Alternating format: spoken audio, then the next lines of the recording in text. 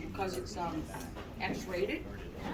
There's murder, there's sex and violence, there's hurricanes, there's infidelities, all sorts of stuff in this book. It's a really exciting read. Doesn't it? Not necessarily our infidelities, but just her stories and things. Make sure Ashley shares her story that Grandma told her too. So in 2018, I got all her stuff in her house that she wrote, and we put it electronically. We have it on a Google Drive. We shared it with some family members back then, but I doubt many of them have gone in and read it word for word. And I'll tell you what, I wanted to publish this thing, and Grandma told me, no, I can't officially publish it. She was worried about one of the friends that she spoke about who's no longer here, but it's free to share within our family. So anybody that doesn't have access to this document, if you get me your email or we trade emails, I can make sure you get a copy of it. In addition to the slideshow that we have, any pictures you want to pull or anything else like that. So I'm just going to go through this really quickly, and then there is a slideshow of pictures that a lot of us added. So this is the first picture here, the only picture that she says, the only one. Ironically, she was the only one. And this was taken in 1931 while she was shopping in Norfolk, and here she is a few years ago holding that picture. Yeah. So we actually have that picture. It was in the Beacon. And I think she was about 20. Yeah, it was in the Beacon, the article that they did on her. Yeah, it was there. And again, I'm not doing the typical, I lived, I died. This isn't about that sad part. This is about her story that a lot of people don't know. And what she said is, this is my story as I saw it, and I believe these are the facts of my life. I'm not egotistical enough to think these words will be of much interest to anyone, except possibly me, but I'd like to set the record straight. And that's what she did here in this booklet. And she said that her life really didn't start until marriage. So a lot of this she talked about. And I realized, me being 54, I'm just about half her age. So that's ironic too. She's had twice as long to have experiences that I have.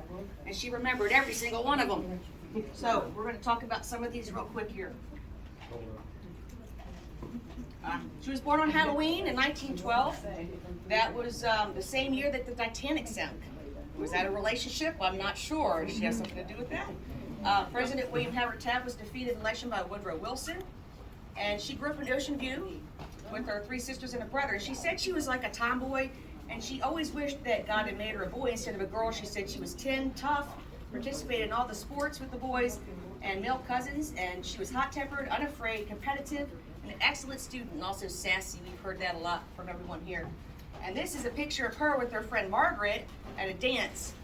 And I'm assuming she's probably somewhere in her early 20s. So that's her on the right there. So Al and Emma, what happened was a new boy came in town and he was delivering groceries. And Margaret, who was Emma's friend, said, there's a new boy in town, let's go, but he's going to be my boyfriend. And Emma really didn't care too much about that, but she later on realized that it was going to be her boyfriend. So he was pulling groceries down the street, and they met on the corner of D and 1st Street. And they started talking to him and chatting a little bit. And Margaret really had a fancy for him. But later on, Al showed up at Emma's door. And ever since then, he was just like her, like a puppy dog following her around.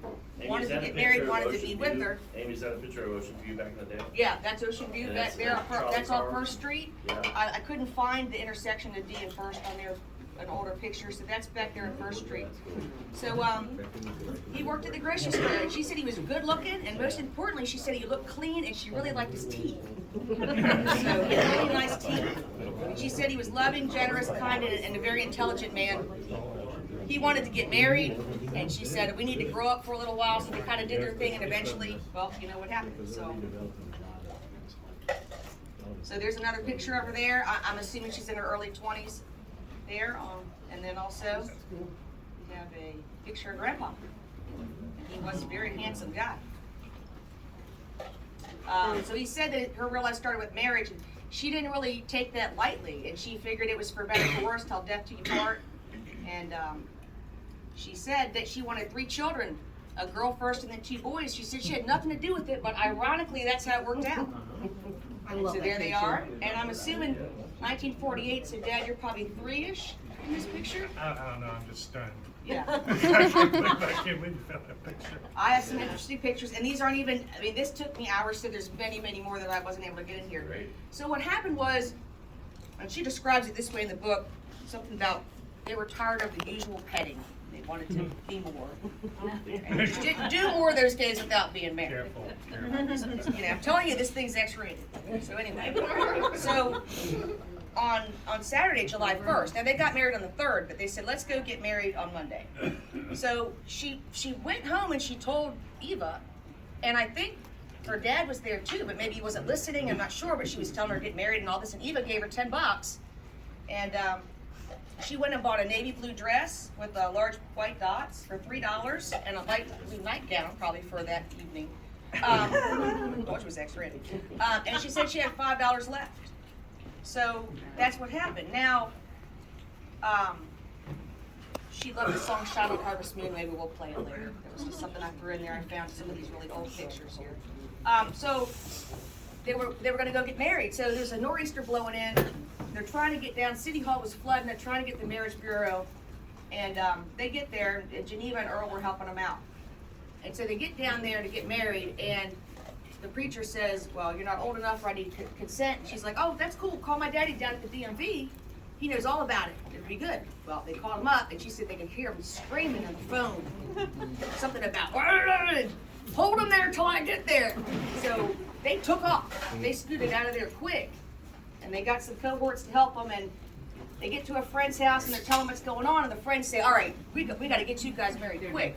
So they got them in a car, and they went to South Mills, North Carolina, and got married quickly. That's a picture of Granby Street. And the northeaster that came in. So at that time on July 3rd when they got married, there was a couple other tragedies that happened. One of them was there was a boating accident out. Some guys went out drinking on a boating thing and something blew up, and that was going on. But a hurricane came in soon after. There was also a murder. Somebody caught somebody being infidelities that the friends of hers she knew. The guy broke in the house and stabbed this guy 100 times. And died, of course. So that was interesting. Ted killed Eddie. That was this thing here. She was job hunting. She was a secretary, a cashier, a comptroller, worked at a jewelry store, some odd jobs. And South Mills is where they ran to get married. They eloped before Daddy could catch them. Now, something interesting that I found out was that at 17, she was going to a spring dance with a bunch of people in one of these big Nash sedans. And the sedan, they were struck broadside, and the sedan actually flipped over several times. And she had some injuries from that. And I think she was pregnant at the time. She was not pregnant. She wasn't? Pelvis. Yeah, she said she broke her pelvis, a sprained back, scalp wound, severed artery, and a sprained back, and symmetrical fracture of her right pelvic bone. And she talks about being small and trying to keep her weight down so she could have a baby, but that wasn't C-section, was probably really dangerous back then. And this, she said something about this with her pelvis, maybe it helped her be able to deliver the baby, or she was concerned about that. So it's interesting at the time that, you know, you don't just think about going to get a C-section, you know. So eventually, Daddy forgave her a month or so later, and they went home. And she paid Mama $15 a month. Al was making $18.50 a week, and groceries were $3 a week. They were rich, she said. And I think Grandpa's right next to her in the middle. Is that, or I don't think he's on the left. I think he's in the center, but I'm not quite sure here which is him. But it's that she's there, and then two friends. You can definitely tell that's her. Yeah. Yeah. That's very adorable. And there's another picture of them there on the right. Cute. So, right after they got married, that next month, this giant hurricane, the big hurricane in 1933, at the time, they didn't name hurricanes. So it was just the big hurricane in 1933. And that came in, and it came in at Cape Hatteras, and by 9:30, it arrived with all its fury here in Hampton Roads. And that great Chesapeake Potomac hurricane was one of the most tragic on the East Coast and largest ever to happen here. It created a lot of the land structures we have here out on just the eastern shore and things like that. So this was really a substantial storm. And Grandma talks about it coming in and filling up to the sofa seats. People were being evacuated. This is Granby Street. The waves over 15 feet high were hitting and taking down hotels, destroyed several hotels, cut inlets through, destroyed piers, destroyed some things that never came back. So this was really tragic. And she talks about how, in this writing, how it's really important for people to be aware of these things. These are very dangerous, and people should be prepared. And, you know, weather events are something that you just don't joke with. And there's a video in here of the storm actually in 1933. I'm not gonna play it, but there's another picture out here in front of the Monticello. These people up to their belly buttons in water. Yeah, that always flooded. Monticello always floods, but you know. So she talks about how, and she said this word for word, we were very aware of the tricks and currents and undertows. Ocean View kids were tough. And they knew at an early age how to handle themselves in the water. We would say Ocean View kids don't drown. But she said a lot of the people would come and they'd be sunburned and, you know, the tourist, and they would tease the tourist, and they would be told by their parents and elders not to tease the tourist, you know, and don't tell them dumb things, you know. We still do it. So here's we still tease the tourists. There's another picture there, and another picture. And there's Buckrow Beach, that was just destroyed. So y'all remember the amusement park? Sure. So that's a picture back then of the amusement park, people on the beach. And Dumars actually in that hurricane got wiped out, and they relocated Dumars to Monticello. So Dumars was actually down the Ocean View Park originally. Grandpa Ellis was a good friend of Mr. Dumars. Was he? And then the roller coaster and the rocket. Remember, they had to blow that thing up a couple times to take it down. Right. So there's a picture of that in the later Maybe years. they actually could not blow it up or burn it. They had to hook up a cable to it Yeah. and pull it down with a Really bulldozer. You're right. Because it'd been there so long, the salt that treated the wood, it was like iron. I was working for the man who owned the bull. That's right. So all along, she talks about wanting her own home. movie, didn't it? And Al changed jobs and went in the air station as an aircraft mechanic. And she just felt like that climb started where they could actually start getting to that point where they could get in their own house. Now, of course, she's got 2 boys, but you know, us girls are the special ones. And the first, this is not actually Mary Ann. That's not a picture of Mary Ann. It's just a stand-in baby.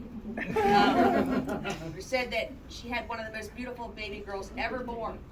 The hospital bill was close to $100, and she managed to save that. She arranged to pay the doctor $50 a month. I think she said the first payment she gave the doctor, he looked at her shoes and said, "Keep it and go get some shoes. You need to walk your baby." And so there was a $50 debt. It covered prenatal care and the delivery, and 1-year care after the delivery. So interesting on financials. So they moved to a bungalow. She felt like she said something about a rear vine that was on the side of the porch. And she really liked that, and her child had a yard to play in. I guess Mary Ann, because she was the only child at the time.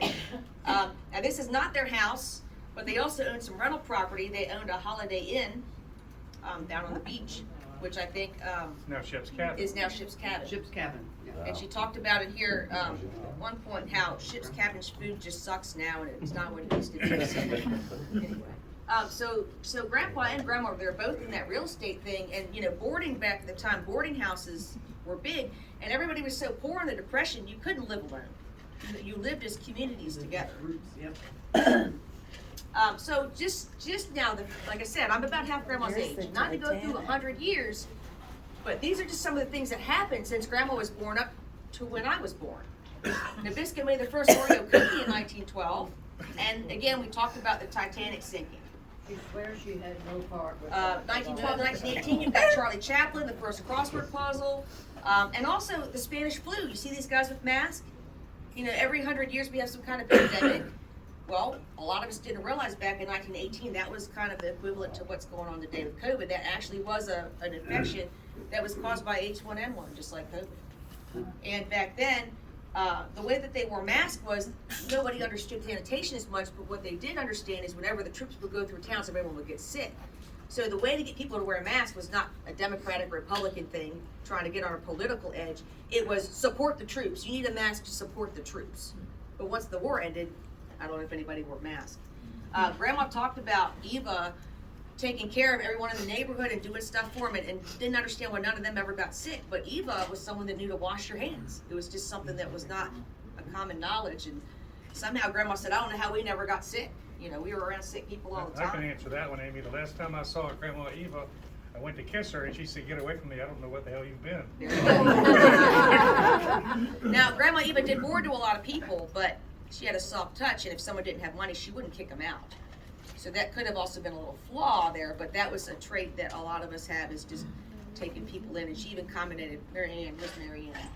She's right here. She commented something like, Mary Ann always takes in the strays, she's just like my mother, and, so. Certainly does. Taking care of people and taking people in and doing those kinds of things was something that has been part of, what we need to do, and back at that time, it was a necessity, right? So 1912 to 1918, German Hitler came about, women, the right to vote. Mickey and Minnie Mouse were on TV for the first time. Wow. The Great Depression, Martin Luther King was born.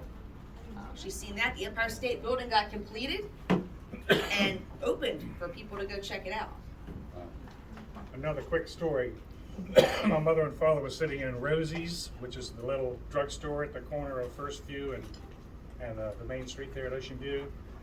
And a guy walked in and said, "Have you all voted yet?" 1933. Have you all voted yet? And they said, "No, we didn't vote because we don't have any money." Because back then you had to pay to vote. So this guy said, "I'll give you the money to go vote as long as you vote for Franklin Delano Roosevelt." So they both voted for Roosevelt. But they got paid to do it. They bought that vote. So at the 1930s, we're in the Great Depression now. So, a lot of technology that I realized when I did a presentation for some computer stuff I did, a lot of the technological advances were spurred by war, because that was the time to get this stuff straight. So 1942, World War II, they're in World War I there, and they know World War II. 1945, the first atomic bomb. First meeting United Nations, NATO's formed, and you hear a lot about that on the news today. Supreme Court orders integration in public schools, so she was part of that. And this is when Rosa Parks, 1955, would not give her seat up to a white man in the back of the bus. And that's actually Rosa Parks there. She's staging after the fact what she did that day, so that is her. There's a picture of the bomb there for Hiroshima and Nagasaki, and there is a TV. That's the first TV that came out there that they could check out. 1960s, you got the first orbital space flight, construction of the Berlin Wall, the island prison, they closed Alcatraz. President JFK is assassinated, and that's a big turning point for a lot of us here in our historic remembrances. Beatlemania, 1964. All right, so little picture here. My husband Jeff, Halloween one day, he's tapping his watch, and Grandma turned around and smacked him after that. But my point is, she lived the life she wanted, and we were blessed to have her here as long as we did. We thought she'd be here forever, right? And this is 101. And after that,